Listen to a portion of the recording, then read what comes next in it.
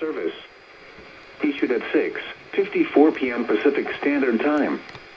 The National Weather Service in the San Francisco Bay Area has issued a flash flood warning for central Alameda County in Northern California until 9:45 p.m. Pacific Standard Time.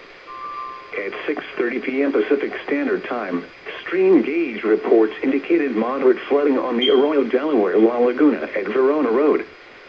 At 6:30 p.m. Pacific Standard Time, the water level there was at 17.4 feet and water levels were continuing to rise.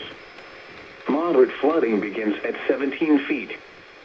Some locations that will experience flooding include areas near and along Pleasanton-Sunol Road between Pleasanton and Sunol. Turn around, don't drown when encountering flooded roads. Most flood deaths occur in vehicles. Please report flooding to your local law enforcement agency when you can do so safely. A flash flood warning means that flooding is imminent or occurring. If you are in the warned area, move to higher ground immediately. Residents living along streams and creeks should take immediate precautions to protect life and property.